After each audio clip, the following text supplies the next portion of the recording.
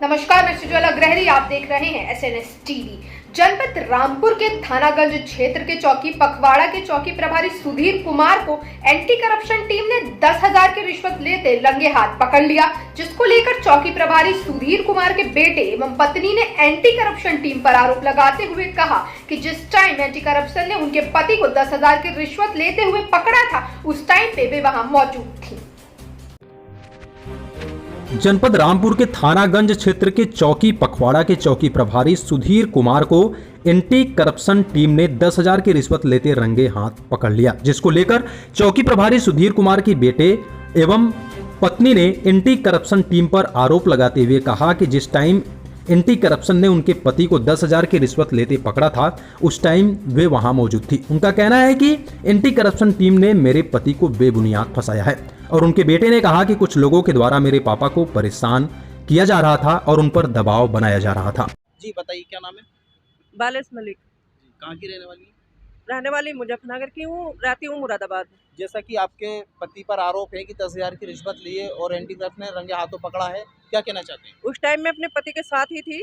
मेरे पति को जबरदस्ती फंसाया गया। मैं नहा के बाथरूम से निकलती, मेरे पति के साथ धक्का मुक्की कर रहे थे, जबरदस्ती उनके हाथ में पैसे रगड़ रहे थे। उन्होंने पैसे नहीं पकड़े तो उनके साथ में जबरदस्ती धक्का मुक्की की गई। ये किस टाइम का मामला था? और मैं निर्दोष है, उनका मैं इंसाफ चाहती हूँ उच्च अधिकारियों से। टाइम तो मैं इतनी घबरा चुकी थी, उस टाइम नहीं देख पाई हूँ। ये किस टाइम का मामला था, कुछ पता है? ये सुबह का। तो अभी आप थाने आई हैं, क्या चाहते हैं? अब मैं इंसाफ चाहती हूँ। योगी सरकार की इसमें पुलिस ईमानदारी से काम कर रही है, फिर भी उन पे जैसे झूठे इल्जाम लगाना चाह रहे हैं, तो पुलिस कैसे काम करेगी? कौन से थाने पर कार्यरत थे आपके पति? ये कौन सा थानागंज। थानागंज। अच्छा, थानागंज पर इनके हस्बैंड जो पति हैं वो थानागंज पर थे कि ऐसे ऐसे एंटी करप्शन वालों ने मम्मी को धक्का वगैरह दिया और उसके बाद ज़बरदस्ती पापा को पैसे दे रहे थे, तो पापा ने नहीं पकड़े, तो यहाँ से पापा ने ऐसे मुट्ठी बंद कर ली। मुट्ठी बंद करने के बाद फिर उन्होंने यहाँ से पैसे टच वगैरह कराए। कोई फिंगरप्रिंट नहीं है पापा का उन पैसों पे। जब कोई फिंगरप्रिंट आया ही नहीं है तो सीधी सी बात है, पैसे पकड़े नहीं हैं। और उसके बाद उन्होंने यहीं से ही कलर दिखा के उन्होंने ज़बरदस्ती का मुकदमा बनाया। उसी टाइम पे गाली गलौज की, मारपीट की पापा के साथ। उसके बाद वो लोग वहाँ से चले गए। आप इतनी कॉन्फिडेंस के साथ कह रहे हैं कि उन्होंने फिंगरप्रिंट्स लिए और कोई सबूत उनको नहीं मिल पाया? मैं इतने कॉन्फिडेंस से इसलिए कह रहा हूँ, अगर सबसे पहली बात, अगर गलत होते तो मम्मी को धक्का देने का कोई मतलब नहीं बनता। अगर वो एक जांच करते हैं बिल्कुल सही तरीके से, तो वो आते जैसे नॉर्मल एंटी करप्शन आता है, वो धक्का नहीं देता, वो आता, जो उनको जांच करनी थी वो जांच करते और ज़बरदस्ती पैसे नहीं देते। ज़बरदस्ती पैसे पकड़ाने का क्या मतलब है? मतलब फंसाया जा रहा है। अगर फंसाने की बात नहीं होती तो वो रंगे हाथों में तब पकड़ते ना जब उनके हाथ में पैसे थे। जब हाथ में पैसे आए नहीं, कुछ हुआ ही नहीं, ज़बरदस्ती पैसे फेंके हैं। उसके बाद पहले तो ज़बरदस्ती फेंके, बेडशीट पे गिरे, वो बेडशीट पे भी कलर आया, बेडशीट पे फिर उठा के ज़बरदस्ती रगड़े गए हैं। अगर कोई भी बंदा होगा, अगर पैसे भी लेगा, इतना तो हर कोई जानता है, कोई भी बंदा अगर पैसे लेगा तो वो बेडशीट पे ऐसे ही रख देगा। खुले मुंह में कोई भी रूम में आएगा वो ऐसे ही थोड़ी रख देगा। ये जिनने शिकायत की थी कौन है, ये कहाँ के हैं? जिन्होंने शिकायत की थी उनका नाम मेरे को सबका तो याद नहीं है, लेकिन एक प्रधान है, अकरम करके शायद उनका नाम है, एक कोई उर्फ बाबा करके कुछ नाम है उनका, एक सलीम है। इनके 2 हफ्ते पहले इनका कोई मुकदमा था, उसमें पापा ने चार्जशीट लगा दी थी। मेरे को इसलिए पता है क्योंकि पापा घर पे आते रहते तो बातचीत होती रहती है हर तरीके की पापा से भी। तो पापा ने मेरे को ये चीज़ काफ़ी पहले से बता रखी थी कि ये लोग ऐसे ऐसे परेशान कर रहे हैं काफ़ी टाइम से। तो उसके बाद जब पापा ने चार्जशीट लगा दी, तो आज तो पैसे लेने का कोई मतलब ही नहीं बनता। जो मुकदमा पहले ही ख़त्म हो गया उसमें कैसे कोई इंसान पैसे मांग सकता है? ये तो बेबुनियाद है वैसी। क्या आपके पापा विवेचना करता थे क्या उस मुकदमे के? हाँ। अच्छा, किस मामले को लेकर विवेचना चल रही थी? एग्जैक्टली तो मेरे को नहीं पता, लेकिन आई थिंक कोई ज़मीन वगैरह का मसला था। एग्जैक्टली मेरे को इतना उसका पूरा अंदाज़ा नहीं है कोर्ट का।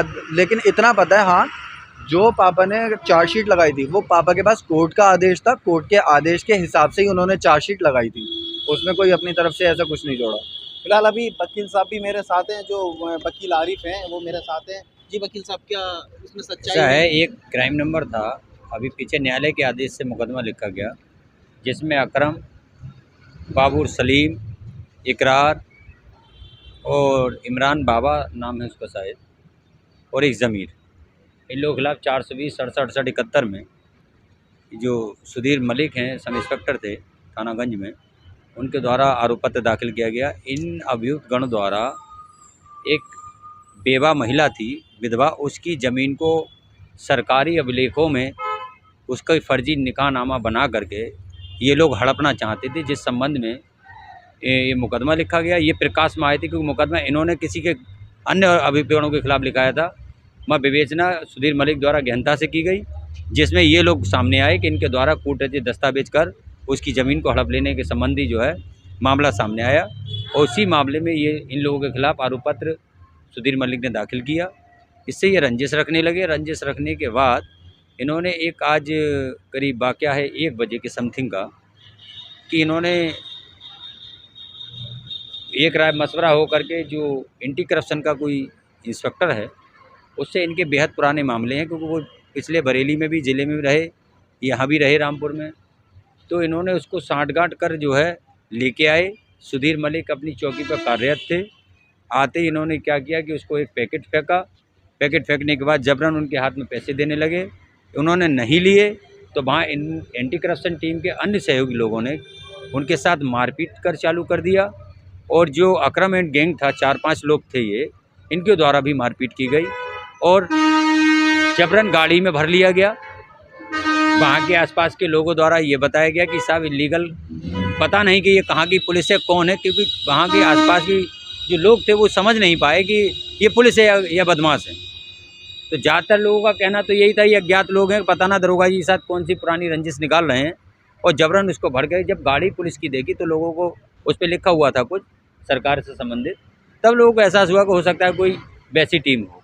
मगर जो जिस समय की घटना है, जिस समय एंटी करप्शन टीम और बाकी इन भूमाफियाओं द्वारा जो चौकी पे जाकर के इस तरह का कृत्य किया गया, उससे ये प्रतीत होता है कि ये एक सरकारी मुलाजिमों का काम नहीं है, जो मिसबिहेव कर जो है किसी व्यक्ति को, सम्मानित सब इंस्पेक्टर जो चौकी प्रभारी है, उसके साथ अमानवीय व्यवहार करना, जबरन उसको पैसा देना, और बाकी पब्लिक के लोगों से जो जिनके विरुद्ध जो है संपत्ति के कब्जे के, अधिग्रहण के कई सारे अन्य आपराधिक मुकदमे चल रहे हैं, उनके साथ मिलकर के एंटी करप्शन के इंस्पेक्टर द्वारा ये कृत्य किया गया। ये बेहद जांच का विषय है। क्या एंटी करप्शन के साथ में कोई महिलाएं भी थी? नहीं, कोई तो महिला आपको नहीं धक्का थी। किस लिए दिया था?